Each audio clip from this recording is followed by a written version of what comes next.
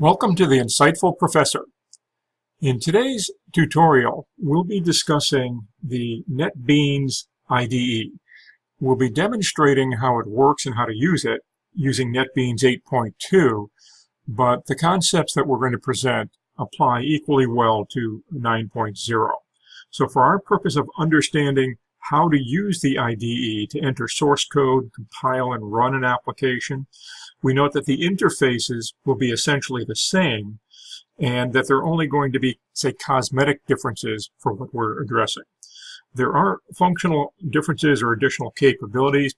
If you're using 9.0, those won't come into play in our discussion. So a couple of concepts are going to be important before we can really get into this.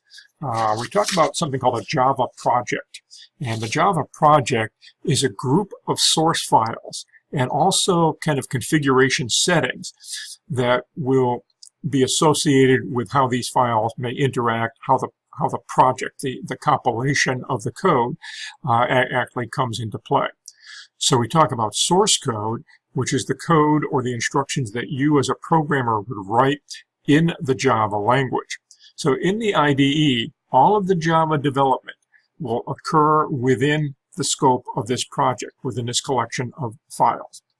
And each standard project has associated with it what's called a project folder. And this is where the IDE stores metadata, like some of the setting information and so forth, and the output folders. The reason it's important to know this, even if all you're doing is developing the code, is you want to say, well, where is that source code should I wish to go get the .java file? And we'll take a look at this as we get underway.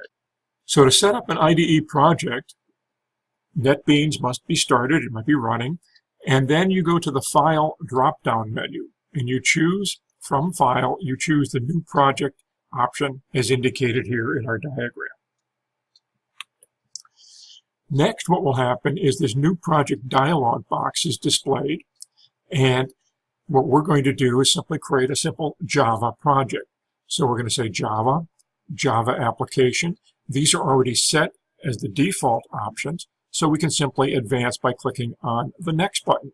And as we do so, that brings up the next dialog, the New Java Application dialog. Here, we're going to enter the name of the project. We can simply leave the location and folder alone, and what will happen is when we enter the name, the IDE will populate this using the name, but also put it into the default locations. So we can just simply leave those alone for the moment and just enter a value for the project name. Now, as we enter the project name, down here we'll want to ensure that the Create Main Class checkbox has been checked, and that will have been checked by default. But what's interesting is the project name here, in my example, is Hello World. That gets used down here in the Create Main Class. And the Create Main Class is going to basically create the skeleton code for us. Once we have accomplished this, we simply click the Finish button, and we're pretty much good to go. What happens is the project has now been created, and again, the project is simply a collection of files within a directory. But the IDE is open, and we have these three areas that are of interest to us here. We have the projects window. We'll talk a little bit about this in a moment. We have the source editor window, and we have the navigator window or pane. Okay, what we have is in this project window or project pane, it contains this hierarchical relationship, this tree structure, which shows the components of the project, including the source file and a bunch of other stuff here as well. And some of the other things will become important later in the course when we look at multi-file type of operations or projects dealing with multiple classes that we're bringing together. So we'll take a look at this in a moment when we fire up the software on the system. The source editor window or pane contains the Java source code. And because we had checked that box previously that I brought to your attention at the bottom of the display, this skeleton code was created for us. And we'll examine this in just a moment for real when we go on the system. Notice that the tab up here is decorated with the name of the actual file. Because this is the Hello World class, it's stored in a file called helloworld.java, which again we saw over here in the projects folder, and we'll show you how to obtain that exact file if you use the editor and the IDE to create your code and your project. Then in the navigator pane or window, this can be used to quickly navigate between the elements within the selected class. That's kind of a very quick overview. We'll examine this in a little bit more detail in just a moment. Now, we also want to note that once we've started up, we can actually interact with that source editor, and we can add code, change code, do whatever we want. And initially, we have a comment in there, for example, a to-do reminder. The code application logic goes here. So we could simply remove this, it's no longer necessary, and replace it with an executable instruction, such as what we would see in the classic introductory program called Hello World, by putting a little message here that says, print out Hello World. And we'll explain that in just a moment. Keep in mind that some of the comments that are initially shown in that skeleton code are for the benefit of the developer, not for anyone modifying the code later down the road. So what we're looking at here is some of these comments probably should really be removed if they don't add any real value to the code that you're producing. And I'll emphasize that point in a moment when we get into our example. Now, once you've got your program in there and you want to fire it up, how do we compile it and run it? Well, a couple different ways. You could do it from the menu, for example, and you could say choose the run option, or say the run drop-down menu, and the run project option from that menu. And that would cause the code to be compiled, and if successfully compiled, it would then run or execute. And in the lower portion of your display, a new window or pane would pop up showing the output produced by running your application. So also there's a possibility, not likely it's going to happen when any of us write code, but there could be some kind of a compilation error. Well, you have these little glyphs, these little highlighted icons or symbols to indicate that you've made some kind of an error. Those will be presented in the source editor for emphasis of where the problems are. We'll be able to click on these glyphs and find the corresponding lines within our code. So we can easily identify where the problem is once we see that a problem has been detected. So it's pretty easy to navigate through the system in that way. Now, the other thing we'll look at is once we have an existing project that we've created and we'd like to come back and continue to work on it, make some enhancements or modifications, how would we go about doing this? So the IDE is not intended just for entering new code, but you can work with existing code and existing projects. So you would start the NetBeans IDE, you would choose from the File menu, Open Project, and a list of available projects, something recently worked upon, would become available and displayed. You could click on the project that you wish to open, and then simply click the Open Project button, as we see here in this display, and that would cause the selected project to be opened and loaded into the IDE, and then you could continue working on it from that point. Now, that's all I have for the presentation, so let's go and look at this in action. Let's see what actually happens when we go and play around with it. So if you've installed NetBeans or have it already installed on your machine by someone else, then you'll have the icons such as this on your desktop. If you double click on that, that will cause NetBeans to be loaded, and here's what the effect would be. If we say this is the initial load and we've not modified the environment in any way, you're probably still getting this little welcome kind of screen. You can dismiss that by clicking Show on Startup, and this won't be displayed down the road when you start up the program at later times. But this is basically the entry point into the IDE. So next what we'd like to do is to follow the steps that we described. We'll click from the File menu, and we'll start a new project. Just as we had indicated, we get the New Project dialog, and it says Java and Java application by default, and that's what we want. We can simply click Next and advance to the next display. And again, as was indicated, we have the name and location information here which is displayed in the new Java application dialog. Now, what I'm going to do is, instead of building a new application from scratch, I'm going to overlay this and put good old hello world. And notice what happened down here with the create main class box being checked. It modified this to be in agreement with what I entered for the project name. We don't have to worry about that. The location and folder, these were set up as defaults, and hello world got put in as the project name for the folder. So at this point, we're good to go. We can simply click finish. The IDE will then go through the process of creating the folders and recording metadata about the environment, and the project is then available for us to interact with. So again, we see the three panes shown here, and in the projects pane, if we expand hello world, here we see the source packages and libraries, and sure enough, here's that hello world Java that we talked about. Additionally, in the source pane, here's where we see the skeleton code presented to us. Now, I'm going to take a file that I've made available to folks called helloworld.java, and here's the source code if you were to grab that file. What I'm going to do is I'm going to modify the skeleton code that was generated here and incorporate my instructions. So let me move this down a little bit so I have a bit more space to work with. And here's the IDE, and we're looking at the source. This comment up here is really not of any relevance to us, the one that's generated by default. So I'm simply highlighting the block of code, hitting the delete key, and I've removed that comment, which again was not meaningful.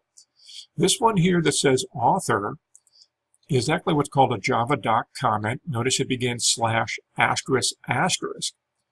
And I'm going to put my name in there as I'm the author of the program. The class that was generated is hello world. Here's another Java doc comment. That one's useful. I'll leave it there. And then down here we have the main method, which is the point at which execution begins. Here's the comment that was generated. I'm going to remove that, and I'm going to take the executable code that I have here, these two instructions, two calls to the system out objects print line method, and these are going to be added as my executable instructions here. And now when I compile the code, there are two instructions that can be executed. One will display the message hello world, and the other will simply print out a blank line as a separator. So now I've got my code in there. A quick way to compile it is just to use this little green triangle up here. But also remember, we said you could go to, the run menu and say run project. The F6 key would run it as opposed to going to the menu. So we have kind of a hot key here to perform a task. I'm also simply going to go here and click this, and notice when I hover over it, it says run project, which is the F6 key. So you never get bored running the code because there's so many different ways to do it. Okay. So I click on the button, or I click on the F6 key, and lo and behold, it goes through the compilation process. No errors were detected, and down here, here's the hello world message. We had said to display that, and sure enough, it displayed it. There's our output. So now we've successfully created an application.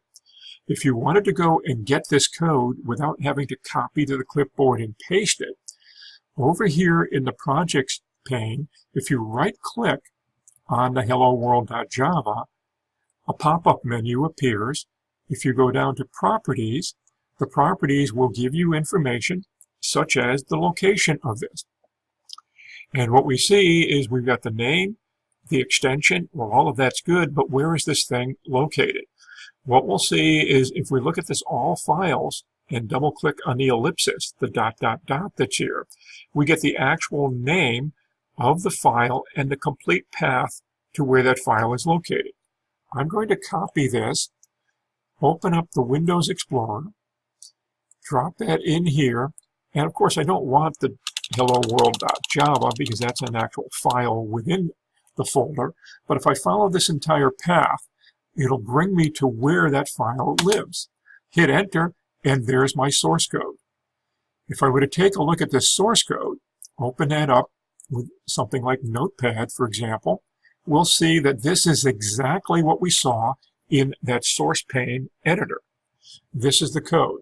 So if you're completing an assignment or want to share your code with someone else, then what you can do is simply go to the location that we've identified here, grab the code, and for those folks taking a class with me that want to submit the file, this is the file that I would require that you submit to show completion of the exercise. So how do you obtain it once again? Simply from within the projects pane, locate the file name, right-click on it, bring up the properties, and in the properties, look at all files. With all files, click the ellipsis. You've got the location. You can copy that, go to your Windows Explorer, drop that in here as the location, but of course remove hello-world.java because that's the actual file. We just want to go to where that file is located. We do this, and sure enough, we found the file. Then, before you submit an assignment, just double check and make sure you got the right file. Make sure this is in agreement with what you have in your source pane. And then you can send this to me to satisfy the exercise. So that's the basic idea on working with this.